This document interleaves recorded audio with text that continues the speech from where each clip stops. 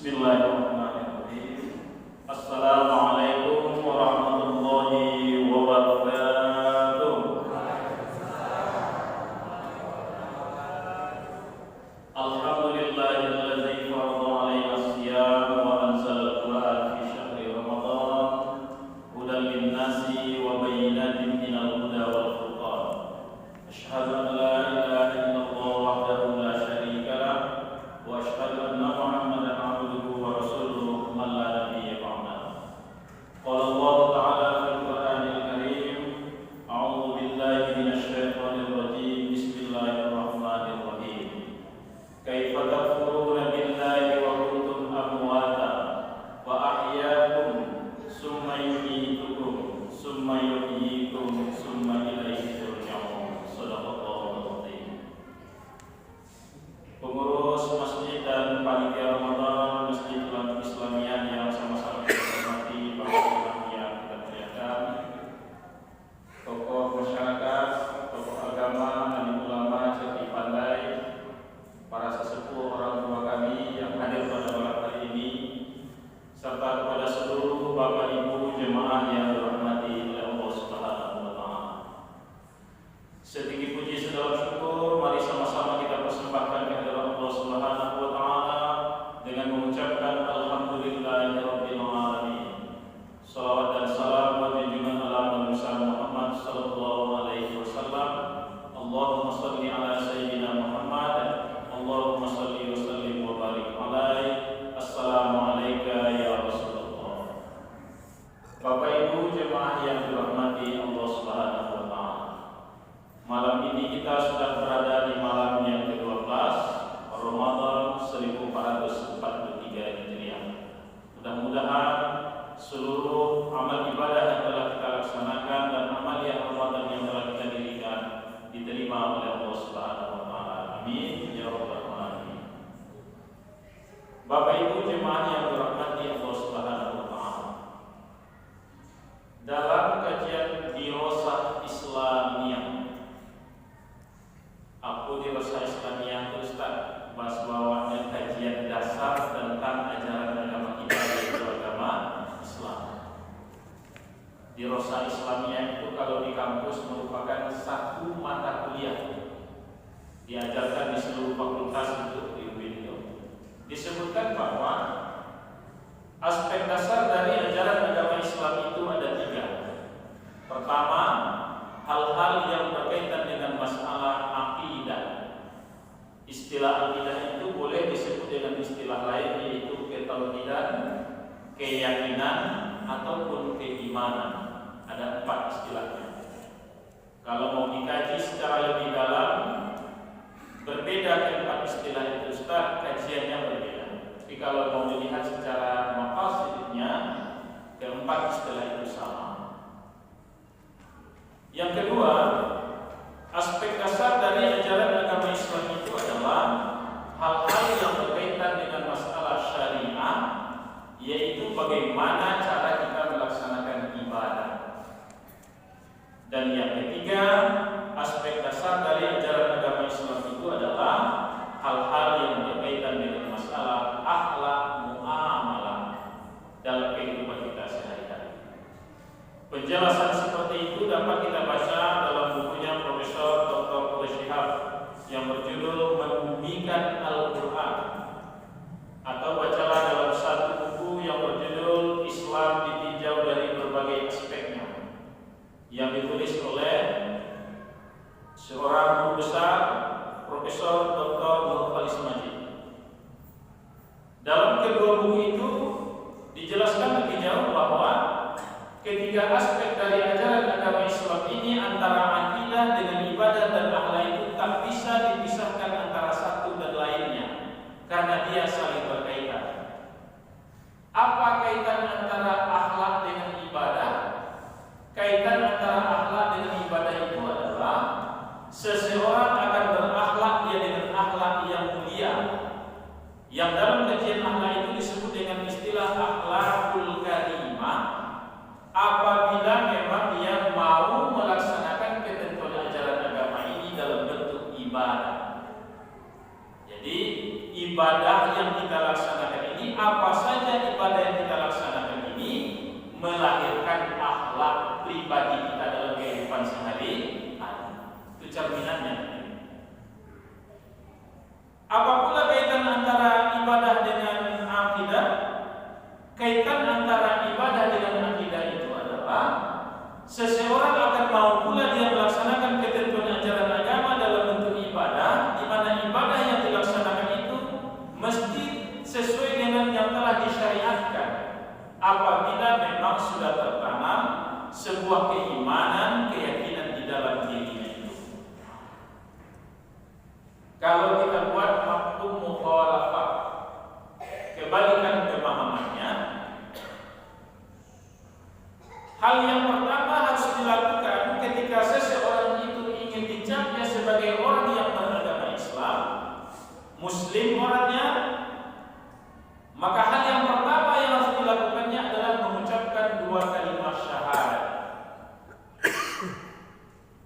Jadi setelah dia mengucapkan 2 kalimat syahadat, dia dicap sebagai orang yang beragama Islam, orang yang disebut dengan Muslim.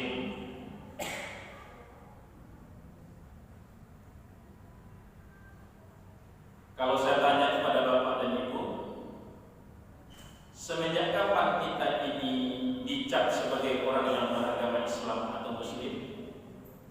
Macam-macam jawabannya.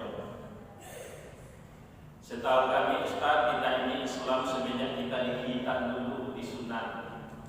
Karena oleh dokter, oleh perawat, dukun kampung dulu ketika menghitan, mensunatkan kita, dibimbingnya kita ketika dihitan itu disuruhnya membaca syahadat. Ada lagi yang menjawab, kita ini Islam Ustaz semenjak wisuda di MDTA Petang. Tomat kelas ompewa di MDTA, anak-anak ini pasangnya baju wisuda, oleh ustaznya disuruh baca syahadat. Ada lagi yang menjawab, kita ini Islam Ustaz semenjak menikah. Karena oleh penghulu kepala KUA yang menghadiri ketika itu, sebelum dilaksanakan ijab qabul, digiringnya kita dipandunya mulai dari membaca istighfar, membaca sholawat, disuruhnya lagi baca syahadat. Ternyata Bapak Ibu jawabannya, dalam kajian akidah itu dalam paham Ahlus Sunnah wal Jamaah disebutkan bahwa kita ini sudah Islam semenjak 120 hari di dalam kandungan. Jadi logo 120 hari dalam kandungan. 120 hari itu berapa bulan ya? 4 bulan. Penjelasan itu bisa kita temukan dalam Al-Quran, baca umpamanya dalam surah Al-Mu'minun, mulai ayat yang ke-13 dan seterusnya, berbicara tentang proses kejadian kita manusia. Dijelaskan pula oleh Nabi dalam hadis qudsinya tentang proses kejadian kita manusia. Setelah terjadi hubungan seorang suami dan istri, lalu dalam wasbawahnya bulan berikutnya itu talak gelombang, itu positif, ya kan? Bahasa Al-Quran, bahasa hadisnya arba'ina yauman nutfah. 40 hari pertama itu ketika seorang wanita itu tidak haid lagi, tidak menstruasi, bahasanya dinyatakan positif hamil. Bahasa Al-Quran itu arba'ina yauman nutfah. Dia berbentuk segumpal darah. Lalu arba'ina yauman mudghah. 40 hari berikutnya berarti sudah 80 hari darah tadi menyatu dia dengan daging. Lalu setelah itu arba'ina yauman 40 hari berikutnya berarti sudah 120 hari darah dan daging tadi dilengkapi dengan oleh Allah dengan tulang-tulang. Saat 120 hari itulah ditiupkan roh ke dalam kandungan seorang wanita. Di ayat lain, qalu bala syahidna, kita mengucapkan 2 kalimat syahadat. Semenjak itulah kita dicap sebagai orang yang beragama Islam, terlahir kita dari keturunan yang beragama Islam. Sampai di situ ya Desden? Boleh, ya selamat. Jadi kalau ditanya bisa jauh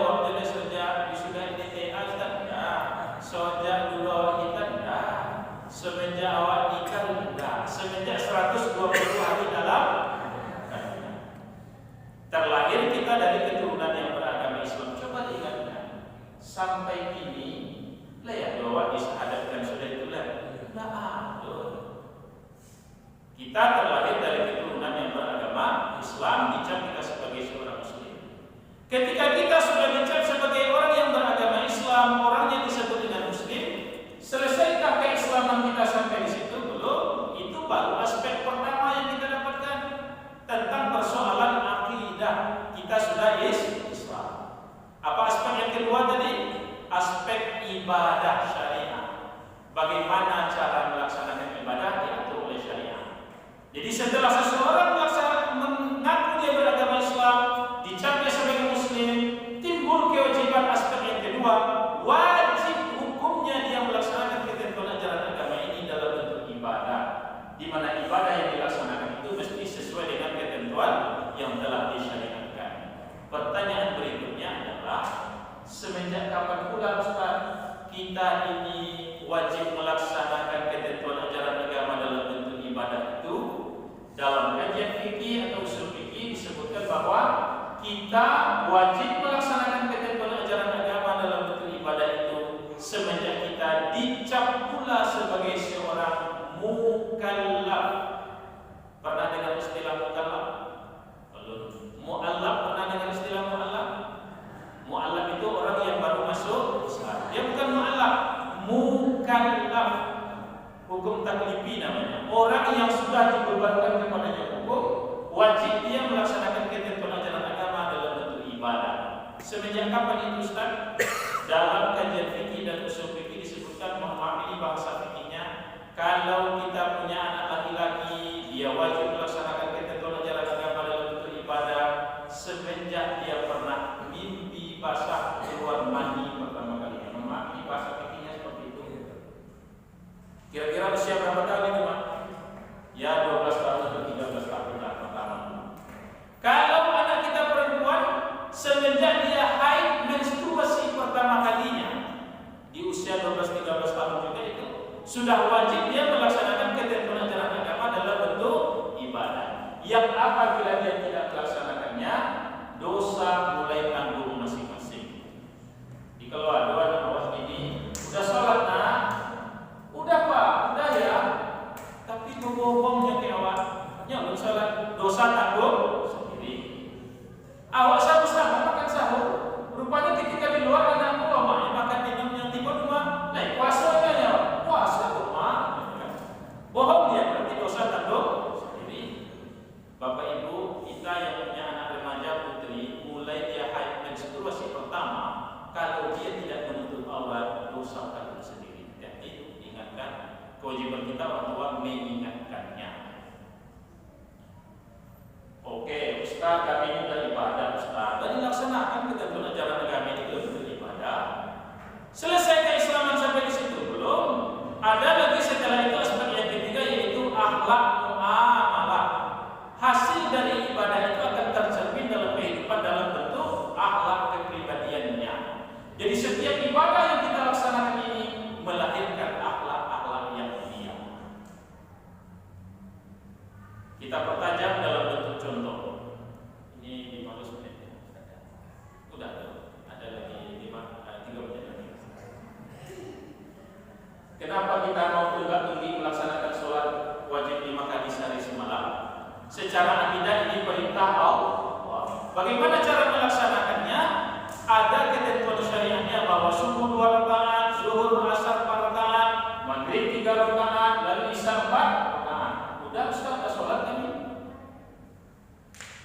Lihat pada aspek yang ketiganya, akhlaknya. Teorinya mengatakan dalam Al-Quran bahwa dengan melaksanakan sholat tercegah dia dari perbuatan keji dan munkar. Baru sejalan antara akidah, ibadah yang dilaksanakan, lalu hasilnya realisasikan dalam kehidupan sehari-hari. Kenapa orang mau menghabiskan biaya untuk melaksanakan ibadah haji 35 juta? Ini sudah 2 tahun tidak berangkat haji. Insya Allah tahun ini berangkat, sudah keluar keputusannya. Ya, cuman yang di atas 65 tahun tidak bisa diberangkatkan. Dari data yang kita lihat di Kementerian Agama Kota Pekanbaru, dari jumlah jemaah kita itu sebanyak Pekanbaru ini dari jumlah 4.761 orang, untuk tahun ini ada 867 orang itu umurnya di atas 65 tahun. minta diberangkatkan yang di atas 65 tahun. Kenapa orang mau menghabiskan biayanya itu 35 juta sampai 40 juta menunaikan ibadah haji? Kalau berangkat suami istri 70 juta, mendoa selamatan berangkat 20 juta, nanti pulang dari haji lagi syukuran habis lagi 10 juta. Habis biaya 100 juta. Kenapa dia mau menghabiskan biaya 100 juta itu? Secara akidah sama jawabannya, ini perintah Allah. Bagaimana cara melaksanakan ibadah haji itu? Ada namanya kaifiyat syariatnya. Itulah yang disebut dengan manasik haji. Selesai dia melaksanakan ibadah hajinya, yang dilihat akhlaknya. Maka pertanyaannya sepulang dia dari melaksanakan ibadah haji, mohon maaf ini Bapak Ibu yang sudah pernah melaksanakan ibadah haji, pertanyaannya, bau bapak tuh sama ibu tuh pulang dari haji kok. Yang dilihat adalah akhlaknya, perubahan dia setelah menunaikan ibadah haji. Oh, jauh perubahan Ustaz. Dulu waktu tiap pagi maraton, pakainya celana pendek, di bawahnya anjingnya 2 ekor. Itu sebelum haji. Semenjak dia pulang haji, kau tidak pernah nengoknya pakai celana pendek haji itu ledo. Tidak ada yang maraton dengan anjingnya itu ledo. Ini makhluk. Dulu sebelum haji cara dengan ibu itu ke masjid. Sekarang belum masa lagi ibu sudah nyampe dia di masjid. Kan nampak perubahan. Ini makhluk. Kenapa kita mau menghabiskan dana 2.500.000 untuk berkorban? Secara akidah ini perintah Allah. Bagaimana cara melaksanakan kurban pada hari raya kurban, hari raya haji? Sembelih pada 10 Zulhijjah ditambah hari tasyrik. Apa hasil dari ibadah kurban itu? Teorinya dalam Al-Quran, la yanalallaha luhumuha wala dima'uha walakin yanaluhu taqwa minkum. Darah dan daging binatang kurban itu tidak akan pernah sampai kepada Allah. Yang sampai kepada kata Allah, walakin yanaluhu taqwa minkum. Rupanya ketika disembelih hewan, kerbau, sapi, kambing, syariatnya yang dituju di situ adalah maqasidus syariatnya dengan melaksanakan ibadah kurban, kurban pula sifat-sifat kehewanan, sifat-sifat kebinatangan yang ada dalam diri untuk menghilangkan sifat kebinatangan. Memangnya ada dalam diri kita sifat kebinatangan Ustaz? Ada. Ujuraha wa taqwa. Ujuraha berbuat seperti binatang itu ada potensi dalam diri kita, wa taqwaha kebaikan itu Allah berikan kepada kita. Apa buktinya? Bapak Ibu kenal hewan namanya lintah? Itu lintah. Hidupnya di dalam sama-sama dengan Pernahkah kita mendengar telah mati seekor ikan karena dihisap oleh lintah ramai-ramai bersama-sama? Damai hidupnya sama-sama hidup di air. Binatang sama binatang, maaf nih, hewan sama hewan. Tak dihisap mereka itu sama lintah itu.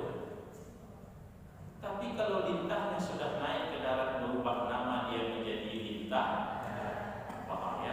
Kalau sudah berubah jadi lintah, bahaya. Muncul sifat kebinatangannya. Hari ini kita mendengar beritanya anak tirinya digarapnya. Kebinatangan ini. Anak kandung diangkatnya, orang kampung dijualnya, santrinya hukuman mati.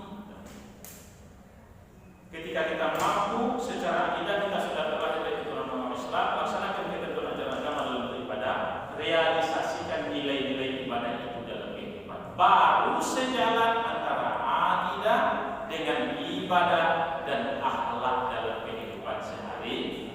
Insya Allah. Subhanallah wa bihamdika, asyhadu an la ilaha illa anta, astaghfiruka wa